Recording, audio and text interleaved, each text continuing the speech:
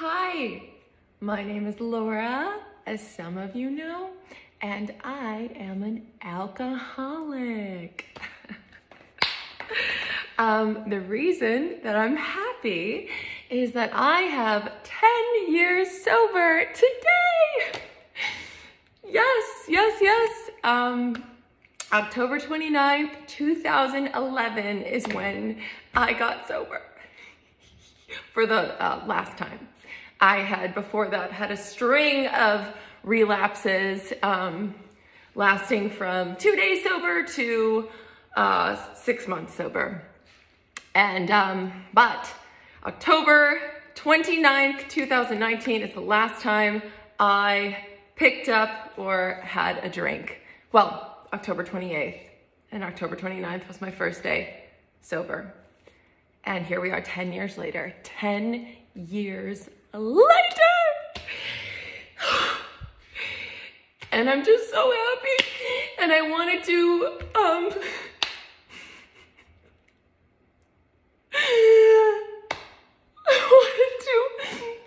share because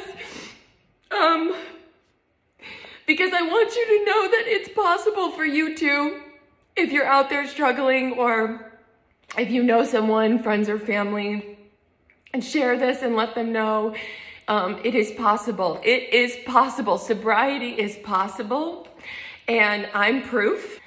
You know, a lot of us are able to get clean, but the real mystery for me was, how do I stay clean? And what helped me early on was not thinking, okay, I'm gonna be sober for the rest of my life. That was a daunting, impossible task for this drunk and drug addict. So I had to take it one day at a time. Okay, wake up in the morning, okay, today, for these 24 hours, I'm gonna stay clean. I can do that. I can do one day. And I have been doing one day for the last 10 years. One day at a time. So if you're feeling overwhelmed, no, it's just one day at a time. I can get shit-faced tomorrow, but today I'm gonna stay clean, just for today. This is something that helped me tremendously. So I wanna talk about, sorry, I'm just so grateful. I'm just so grateful. I'm so grateful for the life that I have today. The life that I have because I made that decision 10 years ago to get sober. And because 10 years ago, I decided that I would do whatever it took, and that I would put my sobriety first before everything, and I would do the 12 steps of Alcoholics Anonymous as if my life depended on it, because it absolutely did.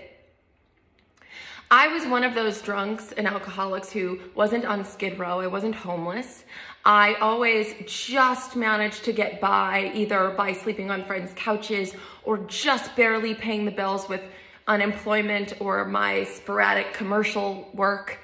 For me, my bottom was more emotional, right? I wasn't in the hospital. I didn't overdose.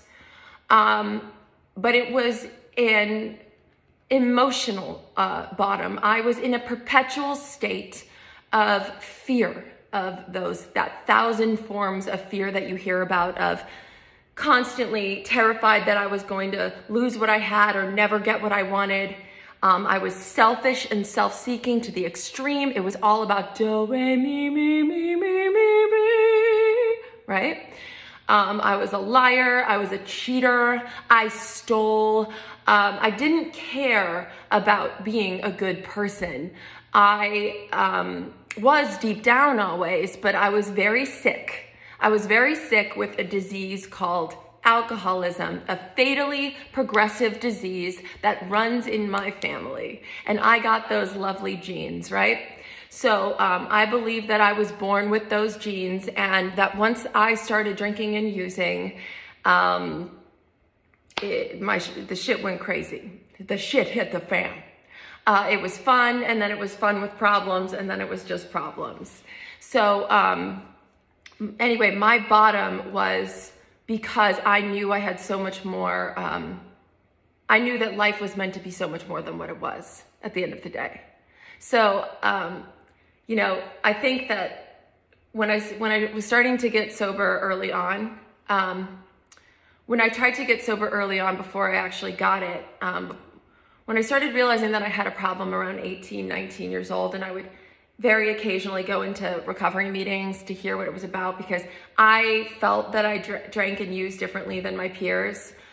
They could kind of cut off after a couple glasses, whereas once I had one, the phenomenon of craving was released and I wanted more. So I think that I knew I was different deep down. I also saw it in my family, so I knew that this was something that my family deals with. But I always justified it at the end of, all my friends get fucked up, so I'm not gonna do this, I'm too young. Or I'm a binge drinker, like I don't drink every day, and I certainly never drink in the mornings, so I don't have a problem. Because this guy over here wakes up and drinks vodka and I don't do that, so I'm fine.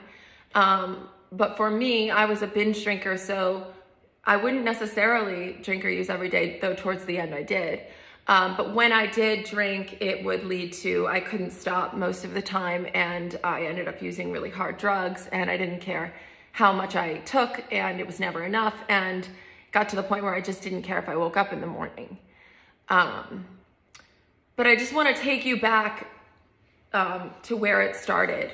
I don't like to go too long into the drunkalogue, because we all know how to get drunk and high, right? What I want to know is, how do you get clean and stay clean and have a life beyond your wildest dreams? That's what I wanted to know early on.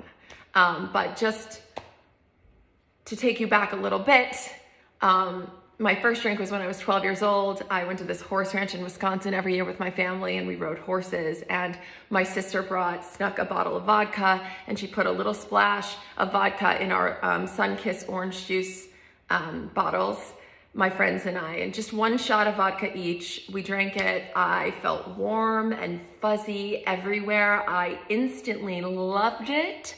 And then I had the bright idea that we should go down to the rec hall and play bingo with the senior citizens. But let's not go out the door, guys. Let's open the window and go out that. So Wisconsin, dead of summer, we all hop out the window and go play drunk bingo with a bunch of old people.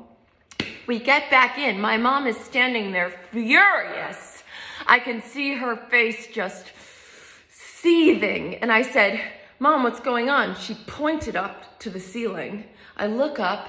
The once white ceiling was now completely black, covered with thousands of mosquitoes.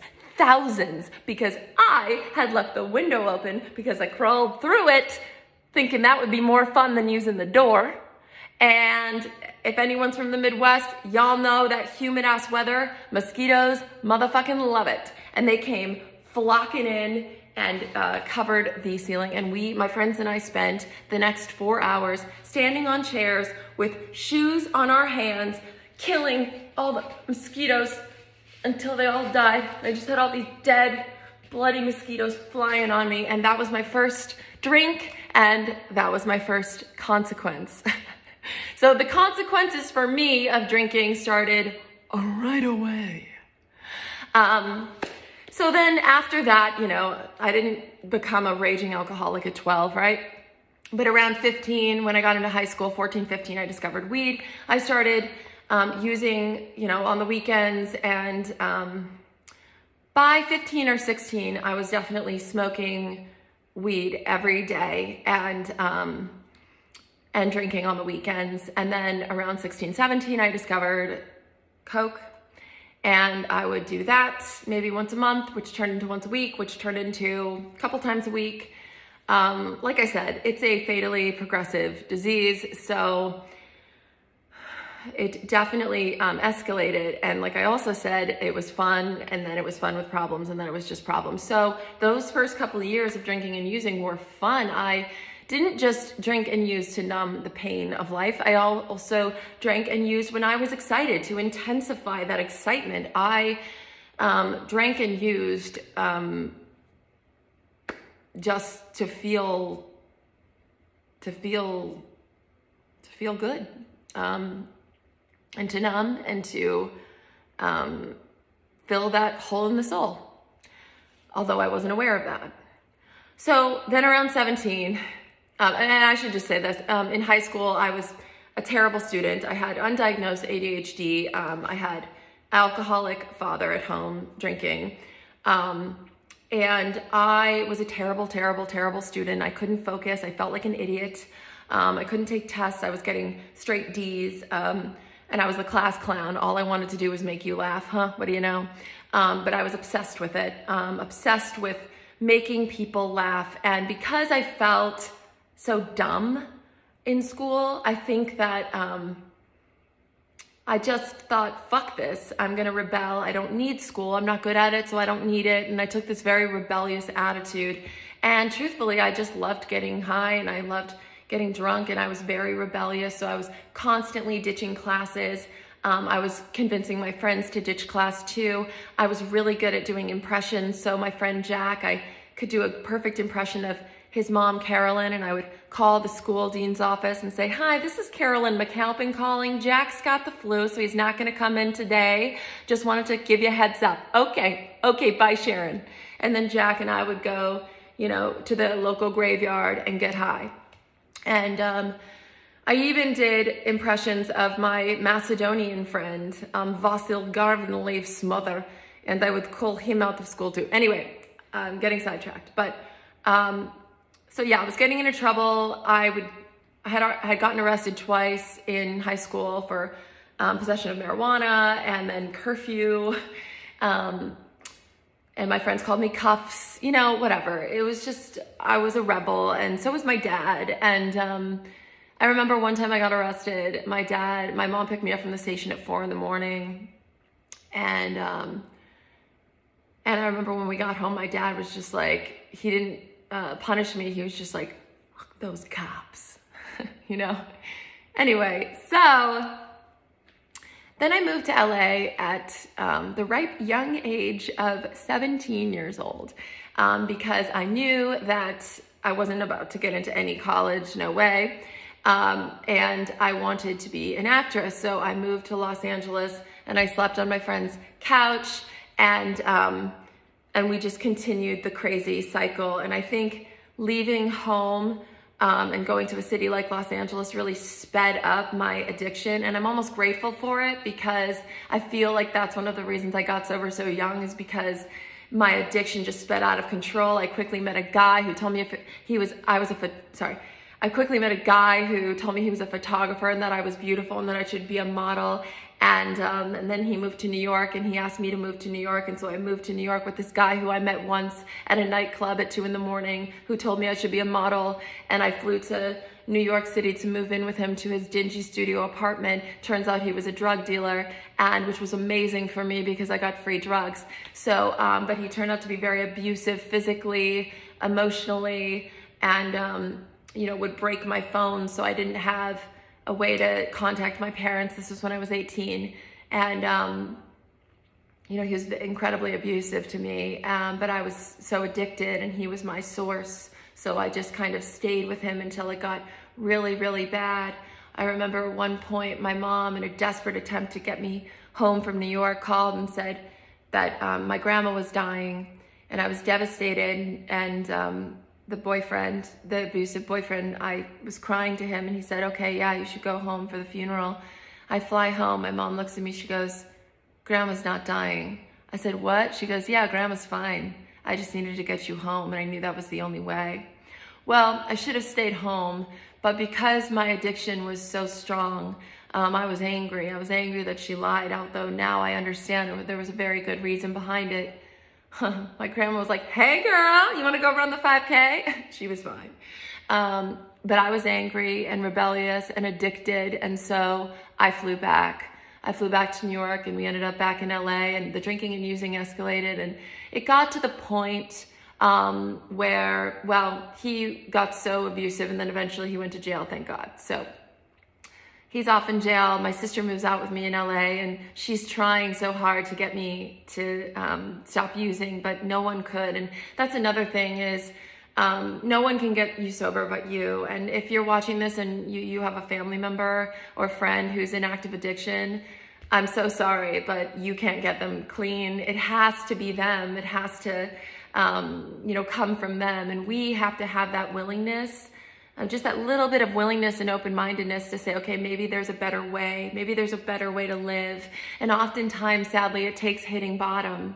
So I'll just kind of speed up here. So I continued, like I said, I was doing coke on the weekends, and then it became a couple days a week. And then it got to the point where when I would even just think about having a glass of wine, I'd have to call my dealer and get drugs and get coke, because that's how addicted I was to it.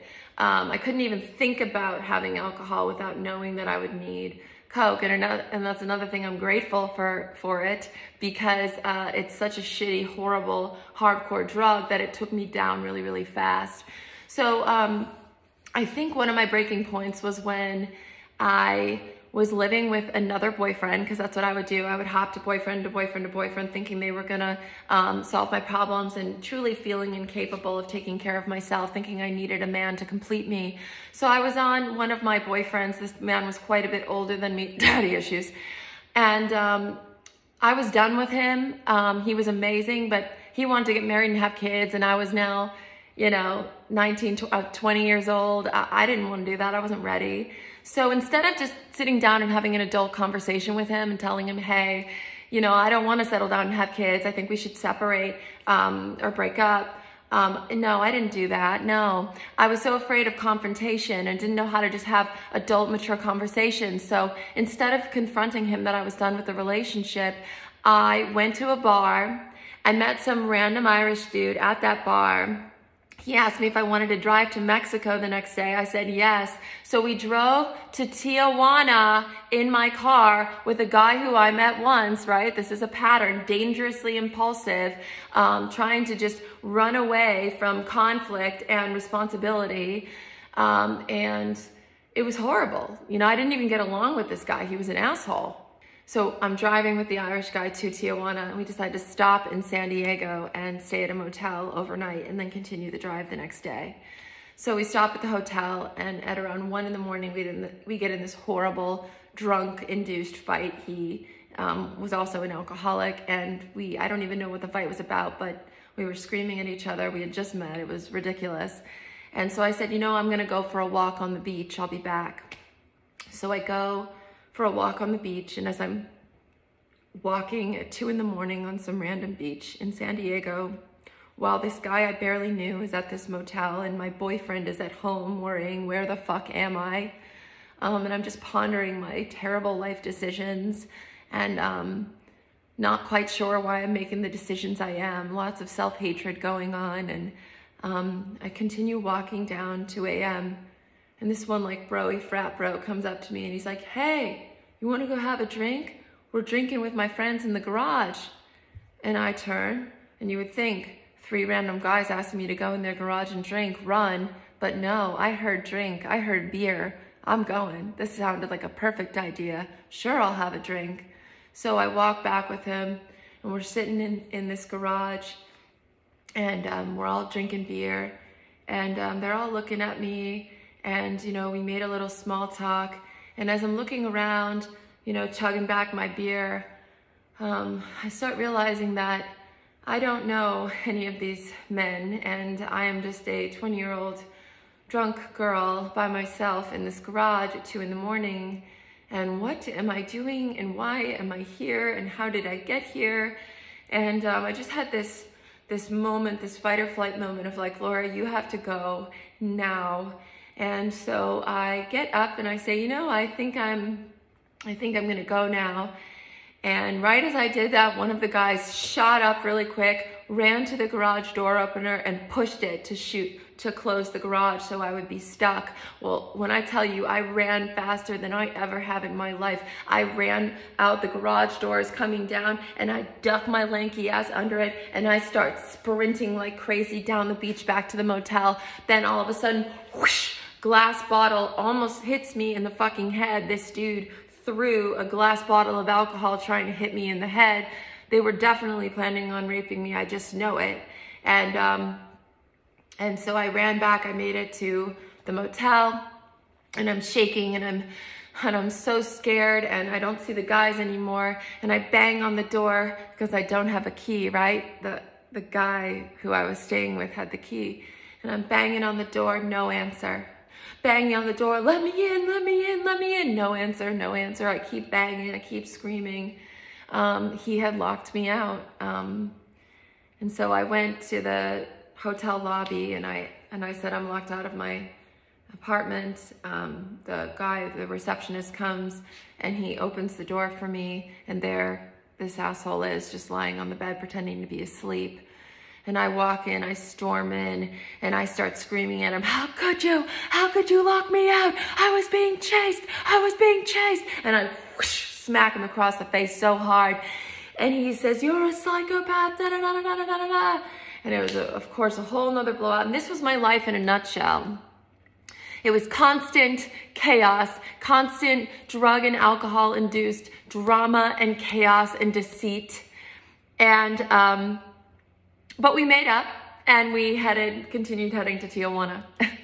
As we were about to drive to the border, he opens up the glove compartment and he finds a bag of Molly, which I was very excited about. Oh my God, I didn't know that was in there. If you know, as a drug addict, if you just have a random bag of drugs lying around, this is Christmas morning.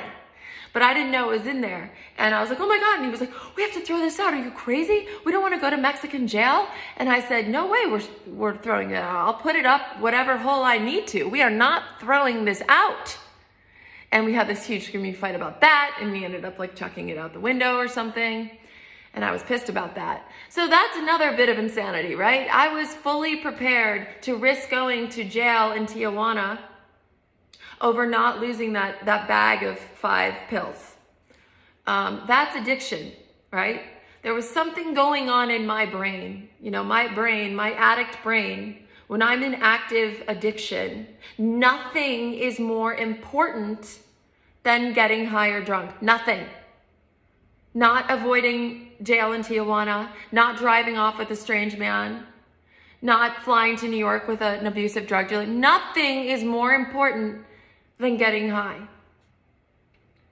So I would say that was my almost bottom. So I drop him back off after we're done in Tijuana.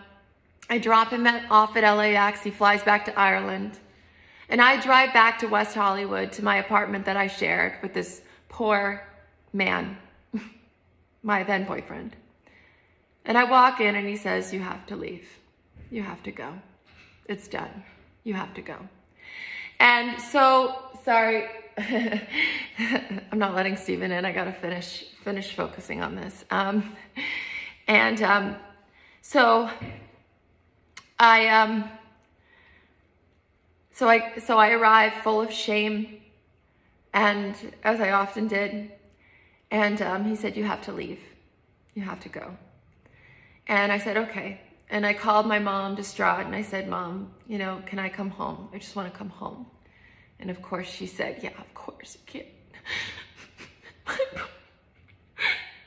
like being a mom now, I can't imagine the worry and the panic she must have felt, and the powerlessness she must have felt having a daughter in active addiction. But anyway, so I fly home, and she holds me and just loves me. She just loved me unconditionally through all of this.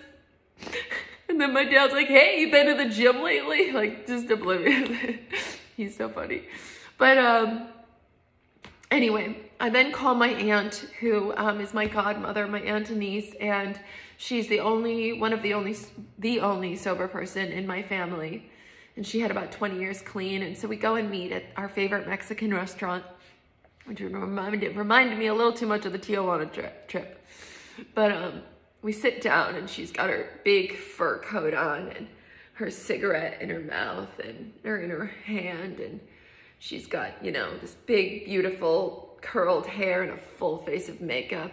And she looks at me and she says, you look like shit. You need to get sober. She knew. She goes, you look like shit. your hair looks like a rat's nest. You need to get sober. You know, it's like alcoholics. My hair still looks like a rat's nest. I haven't changed that 10 years later, but alcoholics, man, we know, you know, we can see when someone is struggling. We know because we've been there, you know, and my aunt looked at me with my bloodshot eyes and my rat's nest hair, and she just knew that I was struggling. I didn't have to say anything. I didn't have to tell her about the trip to Tijuana or the amount that I drank and used on a daily basis. She knew. And she said, Laura, you have to get clean or you're going to die. This is a fatally progressive disease.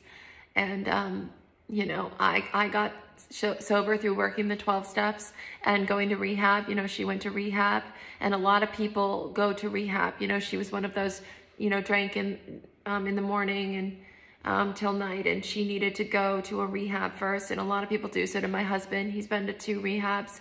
And, you know, for me, I heard her. I've just finally heard her.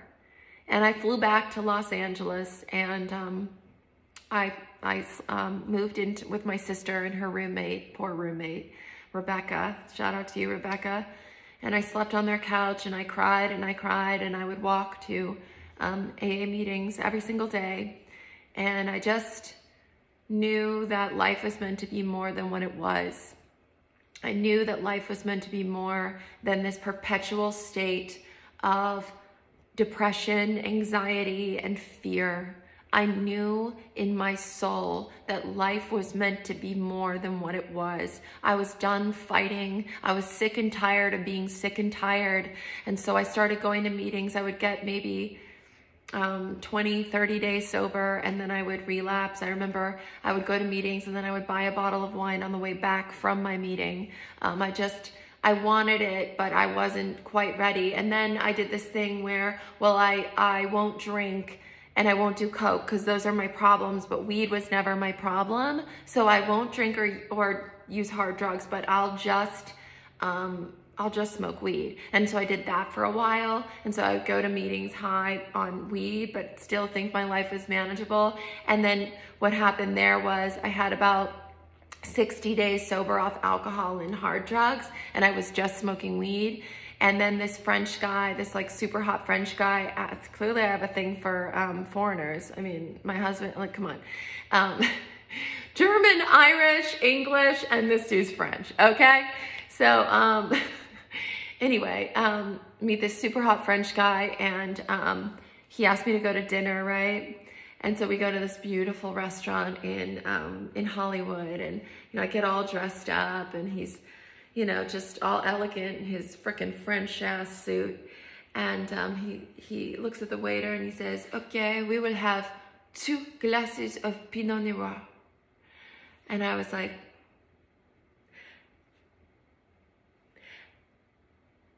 "Yes, we will. Yes, we will." I just couldn't bring myself in that moment to say, I don't drink. I don't drink. I can't drink. I just wanted to be normal in that moment. I just wanted to be able to have a goddamn glass of Pinot Noir with a hot French guy on a first date. So I did. And then I had 2 glasses. And then I had 3 glasses. And then I had 4 glasses. And then I had 5 glasses. And then I had 6 glasses. And then my teeth were purple. And I literally slurred the words, "So should we go back to my house, or do you want me to go back to your house?" He looked at me, he goes, "It is just the first date." And I was like, "I don't care. Your place or mine." Okay, this was the type of drunk I was. It was not cute. That night was the last night I ever saw that man. I don't blame him. But then I woke up and I thought, okay, looks like I cannot drink, and looks like I cannot smoke weed, because marijuana maintenance, as they call it, is not working. That marijuana maintenance initially or ultimately led me back to the drink. So I knew that I had to, if I wanted to get better, I had to become abstinent totally of any and all mind-altering substances. That's what I had heard in the rooms of AA, and I knew it's what I needed to do. So I continued going back into the rooms and back into the rooms. And I remember after that specific relapse, I went to my sponsor and I said, yeah, you know, I relapsed last night, but whatever, I'm young, you know, I was 23 and, or 24. And she goes, Laura, I just buried a young, bubbly, blonde, funny, beautiful girl just like you. You're not too young. You're not invincible. If you don't take this seriously, it's going to kill you. And I was like, good morning to you too. But she was right. And I heard her and she terrified me. And so I asked her to be my sponsor. And I worked the steps as if my life depended on it. You know, I admitted that I was an alcoholic and that my life was unmanageable. I then wrote out a list of all the ways my life was unmanageable. And I just slowly but surely went through these 12 steps. And I believe that through working the 12 steps of Alcoholics Anonymous, that I had a spiritual awakening. And I know that sounds like, ooh, but seriously, to me, how I'd like to define a spiritual awakening is a shift in consciousness from fear to love, a shift in perception, a shift in my perception and outlook on life. I all of a sudden wanted to be good. I wanted to be good. I didn't want to steal anymore or cheat or self-destruct. I wanted to be good, to serve, to be nice, be loving, be tolerant. And that's a spiritual awakening to me, that shift, that desire to be love and good. And not fear-driven, but faith-driven for me. And I knew that I had great potential inside. I knew it.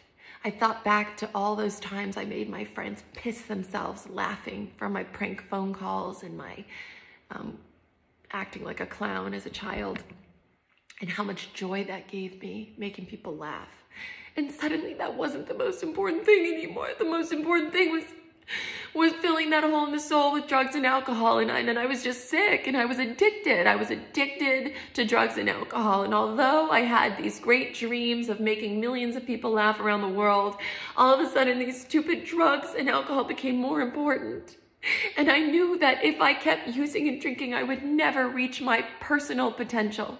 I would never do what I was put on this earth to do, what I believe I was put on this earth to do. I would never do it if I didn't get clean and remove those drugs and alcohol from my system. I knew I had to get clean in order to live a big, better life.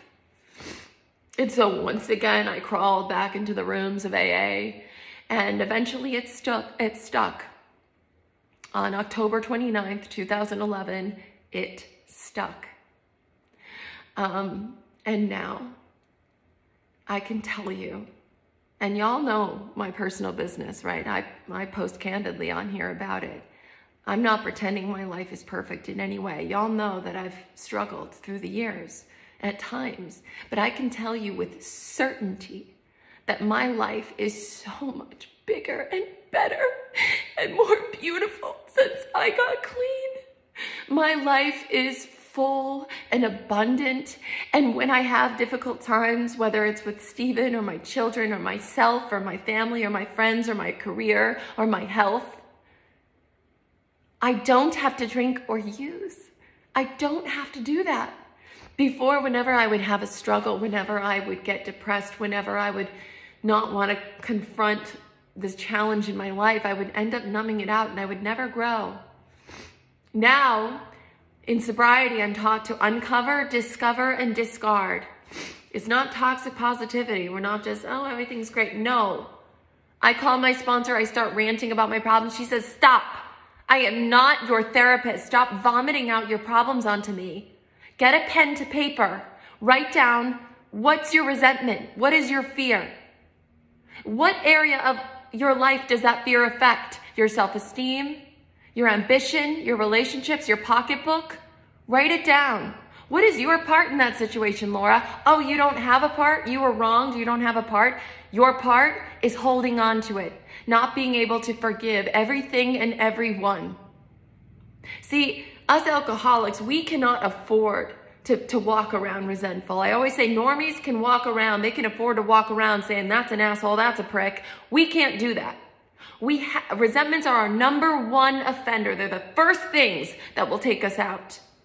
So we have to, if we want to live a life of sobriety, we have got to become willing to forgive everything and everyone. And that doesn't mean being a doormat. Sometimes you can forgive and lovingly detach, but nonetheless, we forgive. We keep our side of the street clean. When we're wrong, we make amends. We become willing to walk through our fear rather than numb it out. We use love and tolerance as our code. When we want to drink or use, we call a sponsor or someone in sobriety and we tell them first. I remember when I was 1 year sober, it was my 1 year sober birthday, and I got in some dumbass fight with Steven maybe, or maybe I had writer's block. I don't remember what it was, but I wanted to numb out. I didn't want to feel. So I found my Coke dealer from Facebook, and I reached out to them because I had deleted his number. I found him, I reached out to him. I said, I want to buy a gram on my 1 year sober birthday. And I met him. I drove to his house. I texted him, I'm here, I'm ready. Nothing was going to stop me. But then he texted me back and he said, I'm 5 minutes away. 5 minutes. Sit tight. So then I remember as I'm sitting there, my sponsor's words. If you ever want to drink or use, that's fine. You can. That's fine. But call me or text me first and just tell me. And then you can get as high as you like. But just call me or text me first. I said, okay, that's kind of dumb, but whatever. And it just stuck with me. So as I'm sitting there, and the man's now probably 3 minutes away, my dealer, I said, whatever, I'll call. So I call her. I said, hey, I just want to let you know I'm about to buy a gram of Coke. And you told me to call you and tell you. And she said, okay. But I know that it's your 1 year sober birthday, and that's a big deal. So why don't you come meet me at this AA meeting? And let me give you a cake. And then you can go get your Coke. Just let me give you a cake, because in AA, when you hit a sober birthday, a bunch of recovering drug addicts creepily sing happy birthday to you and give you a cake. And then they go, keep coming back. It's creepy and I love it. Anyway, so I said, whatever, fine. So I go and I meet her at the meeting. They all sing happy birthday in this off-key, beautiful way. And I took that cake, and what do you know? The craving was gone. The craving, the obsession to use was lifted. I just had to reach out and call someone in that moment and just tell them, not even make the decision in that moment, I'm going to stay clean. No, I was going to get high. But I just called her and she put me off for an hour. Come meet me at the meeting, get a cake, and then you can get high. And I said, fine, I will. I'll get the fucking cake and I'll go back and I'll get high. And I got the cake and I completely lost that desire to drink and use. Thank God, because that was 9 years ago and I haven't picked up alcohol or drugs. And now I've got an amazing husband who I met in recovery, who I met at a party, who is also sober. That's just one of the blessings of sobriety. So many blessings in sobriety. But I met him at a party and he was holding a bottle of water, and I was 59 days sober at the time. And I went up to him thinking, what a beautiful, angelic smile he had. I said, hey, where'd you get your water? And he was like, pardon? And I was really nervous, and I just said, yeah, no, I just love water. It's so important to stay hydrated. So where'd you get your water? And he looked at me and he said, obviously you don't love water. You would have brought some yourself. And I got really offended. Are you accusing me of not liking water? Because I do. I love water. I value hydration. He goes, I'm just saying, if you really did, you would have brought some yourself. And that was over 10 years ago. And now we're married. And we have 2 beautiful children together. We have 2 beautiful children together who I'm I'm just so grateful for. They're just amazing, and I get to be sober, and Stevie gets to be sober and show up for our children every day, sober and present, even when it's hard and even when it's frustrating, and even when I have using thoughts going, man, I really get the wine mom. I really get why there's all these jokes online about when your kids go to bed popping out the bottle of wine. I get it. It can be so hard and tiring and exhausting and scary, but I know now that I can't drink and use safely, and that's okay. So what do? I make a hot bath with some lavender oil.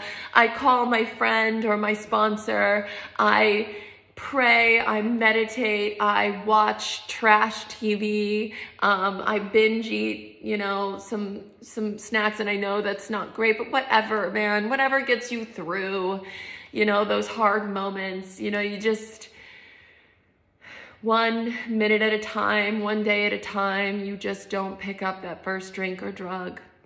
And what do you know, those moments of frustration when I want to drink or use, when parenting is frustrating, I haven't slept, I got in a fight with Steven, you know, whatever it is, those moments pass. This too shall pass. Another tip I learned that I love is fast forward the tape. Fast forward. What's going to happen if you pick up or drink? Think about it.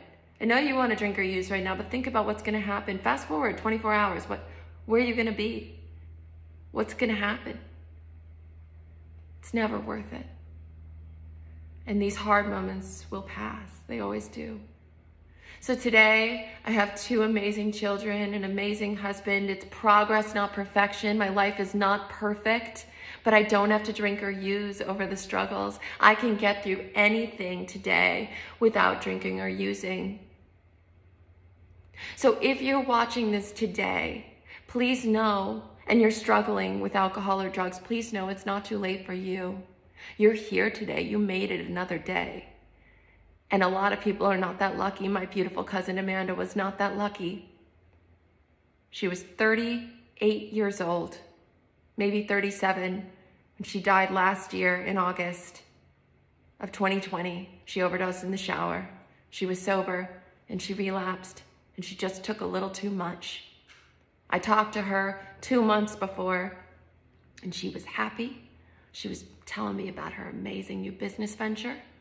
She was in love. She had a beautiful 8-year-old son. And she just thought, you know what? I'm going to pick up one more time. And that was it. She's gone. But you're not gone. You're here. So please, if you're hearing this message and you're struggling, know it's possible. Sobriety is possible. You can have a life beyond your wildest dreams. And I'm not talking about in the shallow sense. I'm not talking about getting cars and fucking whatever, man. I'm talking about real loving heart and calm mind. Real bliss, real internal fullness, contentment with life and the beauty of life. You can have that. You don't have to live in a perpetual state of fear and anxiety. You can live in love, and you can have a rich, full life and meet your full potential. I can say now, through these 10 years of sobriety, I am continuing to live up to my fullest potential. My dreams are coming true. I'm making millions of people piss themselves laughing. That's all I wanted. That's all I wanted to do, was do what I did with my friends, but on a big scale, and I'm doing it. I've got 2 beautiful kids, you know, a husband who loves and supports me, good friends. I'm healthy, and that's thanks to sobriety. All of it is thanks to sobriety. And just one day at a time, one foot in front of the other. So please know, if you're struggling, it's not too late. You can do it. You're worth it. Don't listen to that voice in your head that says you're not. You are. You are. You are. And if you know someone who's suffering, please share this to them and let them know, if I can do it, if this hot mess can do it, so can you. So can you. I love you guys. Thank you for listening to a bit of my story. I had to share with you on my 10-year birthday. I'm so happy and I'm so grateful, and I'm just bursting with love and gratitude for the life that I have, the rich, abundant life I have in all areas, in relationships, in health, in serenity, in fun. We're not a glum lot. We laugh. Your life is not going to be over when you get sober. It's just beginning. It's just beginning.